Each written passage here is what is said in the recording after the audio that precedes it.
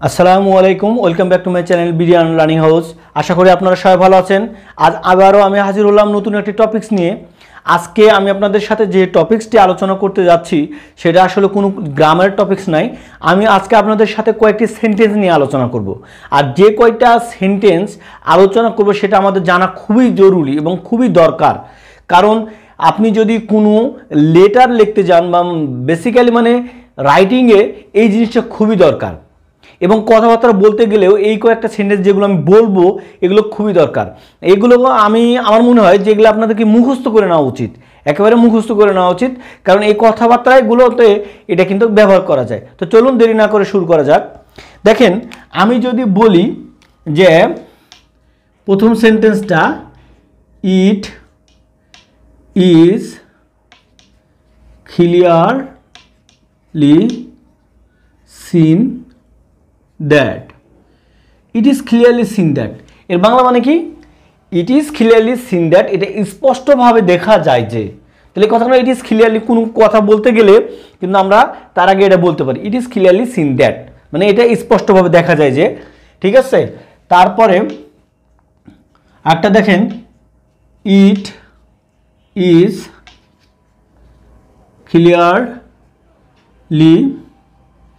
Visible that. আমি এগুলোর করব, পুরো সেন্টেন্স লিখে দেবো। আগে প্রথমে একটু দেখেছি, মানে এইটুকু বলেও আমরা কোনো কথা বলতে পারি যে it is clearly seen that, এটা স্পষ্টভাবে দেখা যায় যে। পরেরটা লিখছি কি, ইট ইজ ক্লিয়ারলি ভিজিবল দ্যাট, এটা স্পষ্টভাবে কি দৃশ্যমান যে। কোনো কথা বলতে গেলে বলি না আমরা, এটা স্পষ্টভাবে দৃশ্যমান যে, তখন আমরা এই কথা বলবো it is clearly visible that. Okay, তারপর একটা দেখেন, it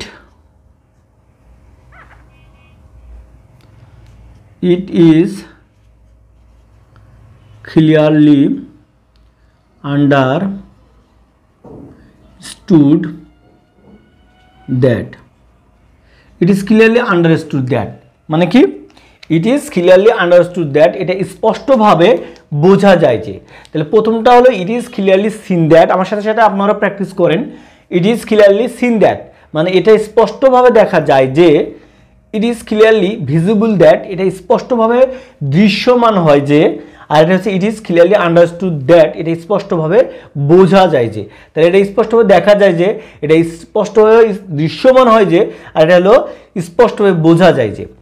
কিভাবে দেখেন, এর সাথে যদি আমি অ্যাড করে দিই যে কি বলছি, ইট ইজ ক্লিয়ারলি সিন দ্যাট, এর সাথে যদি অ্যাড করেন why it is such a key element in this, মানে একটা জিনিসকে বোঝানো হচ্ছে, এর মধ্যে কোনো একটা জিনিস আছে ওর ভিতর বোঝানো হচ্ছে। তাহলে পুরা এটা সেন্টেন্স কিন্তু এটা কিন্তু তখন অ্যাড হয়ে যাবে, কোন কমা থাকবে না, পুরাটাই থাকবে। ইট is clearly seen that why it is such a কি এলিমেন্ট ইন দিস, মানে এটা স্পষ্টভাবে দেখা যায় যে, মানে কোনো একটা জিনিস নিয়ে কথা বলতেছেন, ওর উপরে গুরুত্ব দিতেছেন, ইমফাসিস করতেছেন, তখন বলতেছেন যে এইটা মানে যে এত কেন গুরুত্বপূর্ণ কি এলিমেন্ট, মানে কেন এটা এত গুরুত্বপূর্ণ সেটা এখান থেকে বোঝা যায় যে, মানে ওর যে কার্যকারিতা থেকে বোঝা যায় যে এটা কেন এত কি এলিমেন্ট। তখন বলতেছে ইট is clearly seen that why it is such a কি এলিমেন্ট ইন দিস, মানে এটা স্পষ্টভাবে দেখা যায় যে এটা এখানে কেন এত গুরুত্বপূর্ণ প্রধান উপাদান সেটা স্পষ্টভাবে দেখা যায়। দ্বিতীয়ত বলছে it is clearly visible that,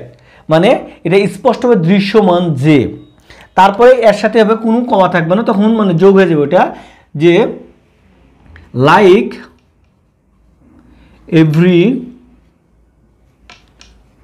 everything else in the world, তাহলে everything else, like everything else in the world কি আছে, it has both pores and cones, CONS। তাহলে পোর্স অ্যান্ড কোনস মানে কি হলো, ভালো এবং দিক, এটা বানান, এটা না পোর্স, PROS স্পোর্টস। তাহলে কি হচ্ছে, ইট ইজ ক্লিয়ারলি ভিজিবল দ্যাট, এটা কি স্পষ্টভাবে দৃশ্যমান যে like everything else in the world, মানে পৃথিবীতে লাইক এভরিথিং এলস, পৃথিবীতে যা কিছু আছে, it has both ports and cones, মানে পৃথিবীতে যা কিছু আছে সব কিছুর কি ভালো এবং খারাপ দিক রয়েছে, এটাই স্পষ্টভাবে কি করে ভিজিবল হয়। ওকে, তৃতীয়টি লেখছি, it is clearly understood that, এটা স্পষ্টভাবে বোঝা যায় যে, মানে কোনো জিনিস বলতেছে এটার মতো, আগে তিনটাই কিন্তু মোটামুটি সেম অর্থে কিন্তু আপনি ব্যবহার করতে পারবেন, কিন্তু একটু আলাদা মিনিং ক্যারি করতেছে। তাহলে ইট is clearly understood that why it is such important,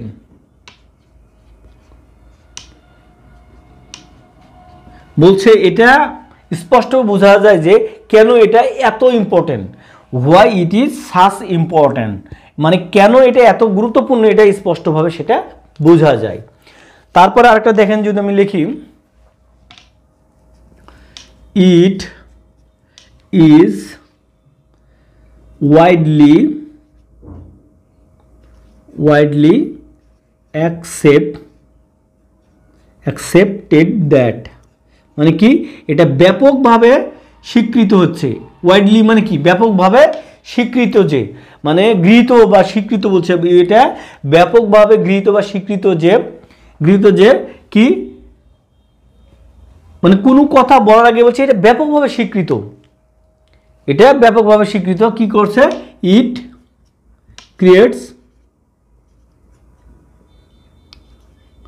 creates কি মেনি হ্যাজার্ডস ইন সোসাইটি, তাহলে এটা হলো কি, ইট ক্রিয়েটস মেনি হ্যাজার্ড ইন সোসাইটিতে বিভিন্ন ধরনের কি করছে অসুবিধা তৈরি করে। তারপর একটা যদি বলি, ইট ইজ অলরেডি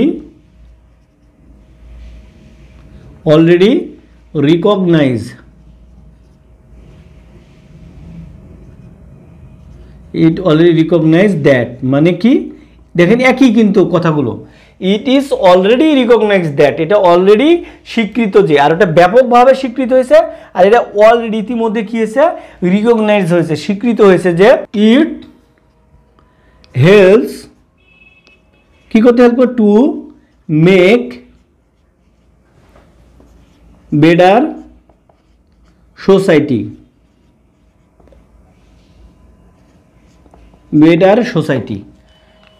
দুইটা একই জিনিস, দুই সেন্টেন্স উল্টা পাল্টা লিখতে পারবেন। It is already recognise that it creates এটা বলতেছে না, it is already accepted that it creates many hazard in society, আর এখানে বলছে it is already recognise that it helps to make better society. আরেকটা দেখেন, আরেকটা যদি বলি, it goes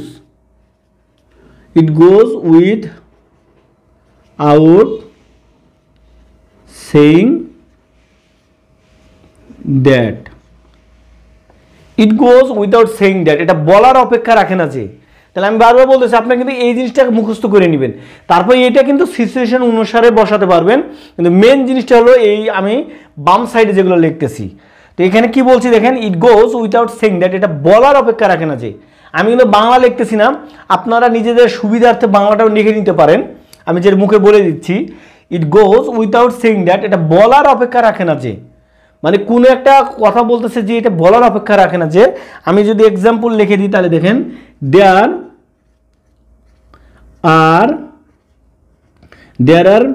many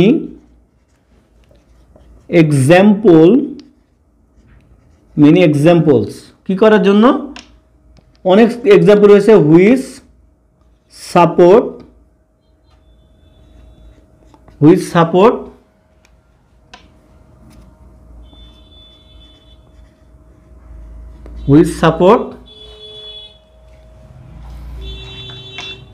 it in this case, মানে কোন একটা কেস আছে আর কি, একটা বর্ণনা ক্ষেত্রে এটা যে বলে ইট গোজ উইথাউট সেইং দ্যাট, এটা বলার অপেক্ষা রাখে না যে দেয়ার আর মেনি এক্সাম্পল, সেখানে অনেকগুলো উদাহরণ রয়েছে which support it in this case, এই ক্ষেত্রে একে কি করে, সাপোর্ট করে। ওকে, তারপরে দেখেন এখানে যদি বলি ইট ইজ অলসো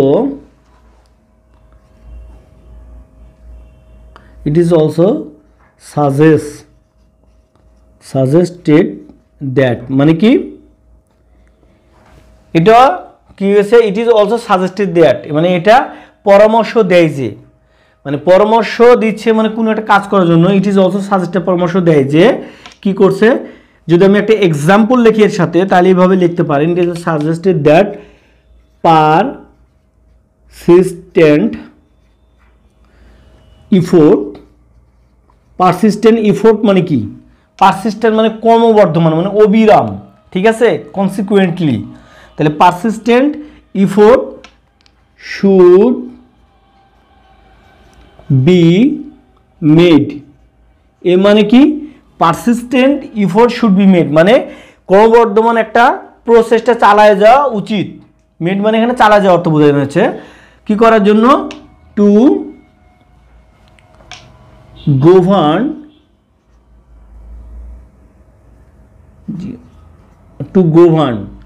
মানে কি নিয়ন্ত্রণ করার জন্য, তাহলে একটা ক্রমবর্ধমান প্রসেসটা চালিয়ে যাওয়া উচিত কি করে, নিয়ন্ত্রণ করার জন্য, টু গভর্ন দ্য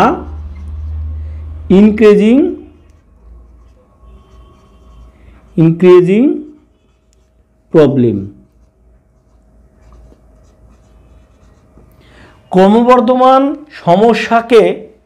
কি করার জন্য, নিয়ন্ত্রণ করার জন্য একটা অবিরাম প্রসেসটা চালিয়ে যাওয়া উচিত, সেটাই এটা কি করেছে, it is also suggested that, এটা পরামর্শ দেয় যে persistent effort should be made to govern the increasing problem, মানে ক্রমবর্ধমান, এটা বলতেছে যে এটা পরামর্শ দেয় যে ক্রমবর্ধমান সমস্যাটাকে নিয়ন্ত্রণ করার জন্য কি অবিরাম প্রচেষ্টা চালিয়ে যাওয়া উচিত। তারপর দেখেন আরেকটা যদি বলি, ইট ইজ হাই টাইম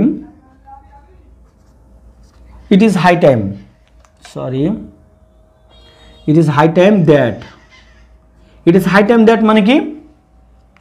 এখনোই সময়, বলে না আমরা যে এখনো সময় যুদ্ধে যাওয়ার, ঠিক এরকম it is high time that, মানে এখনই সময়, তাহলে এটাও বলতে পারেন যে এখনো সময় যুদ্ধে যাওয়ার, বা এখনই সময় কি প্রপার প্রিপারেশন নেওয়ার, কি করার জন্য, আইএলটিএসের জন্য বা বিদেশে যাওয়ার জন্য, পড়াশোনা করার জন্য, ভালো প্রস্তুতি নেওয়ার জন্য, তাহলে আমি যদি বলি it is high time that to take কি প্রপার প্রিপারেশন প্রপার প্রিপারেশনের জন্য এখনই সময়, তাহলে সঠিক প্রিপারেশনের জন্য এখনই উপযুক্ত সময়, it is high time that, এখনই সময় to take proper preparation. Okay, তারপর আরেকটা দেখেন বলি, last one, needless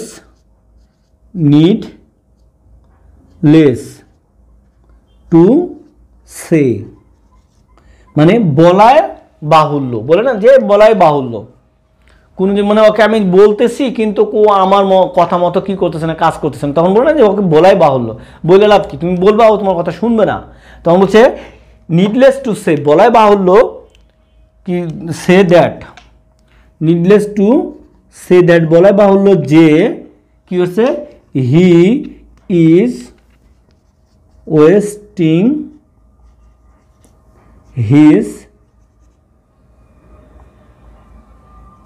his time, তাহলে কি বলতেছে, needless two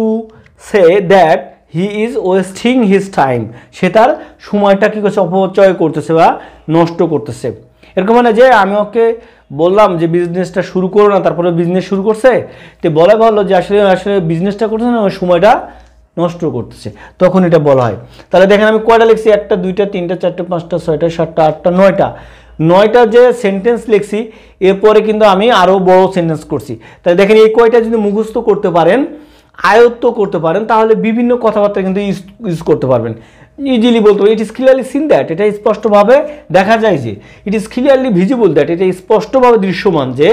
it is clearly understood that, এটা স্পষ্টভাবে বোঝা যায় যে, it is widely accepted that, এটা কী হচ্ছে ব্যাপকভাবে স্বীকৃত যে, it is already recognise that, এটি ইতিমধ্যেই কী হয়েছে গৃহীত যে, it goes without saying that, এটা বলার অপেক্ষা রাখে না যে, তারপরে it is also suggested that, এটা পরামর্শ দেয় যে, it is high time that, মানে এখনও সময় যে, নিডলেস টু সে দ্যাট, এটা মানে বলায় বাহুল্য যে। তাহলে এই কয়টা 9টা যদি সেন্টেন্স জানেন তাহলে বিভিন্ন কথাবার্তা আগে এটা বইলে কিন্তু পরে সেন্টেন্সটা বলতে পারবেন, যেগুলো আমি এক্সাম্পল হিসেবে দেখাইছি। কিন্তু এগুলোই যে হবে শুধু তা না, আপনার ইচ্ছে মতো প্রয়োজন মাফিক আপনারা কিন্তু এখানে চেঞ্জ করতে পারবেন। তা আশা করি বন্ধুরা ভিডিওটি আপনাদের জন্য অনেক হেল্পফুল হবে। তবে বন্ধু অবশ্যই আপনাদেরকে এগুলো বাসায় প্র্যাকটিস করতে হবে, এবং আমি যতটুকু জানি বা বলবো যেগুলো মুখস্থ করে ফেলেন এই বাম পাশের এগুলো, তাহলে আপনাদের কাছে এটা ইজি হয়ে যাবে। তো বন্ধুরা আজকের মতো ভিডিওটি এখানে শেষ করছি। যদি ভিডিওটি ভালো লেগে থাকে তো লাইক ও শেয়ার করতে ভুলবেন না। আসসালামু আলাইকুম, আল্লাহ হাফেজ।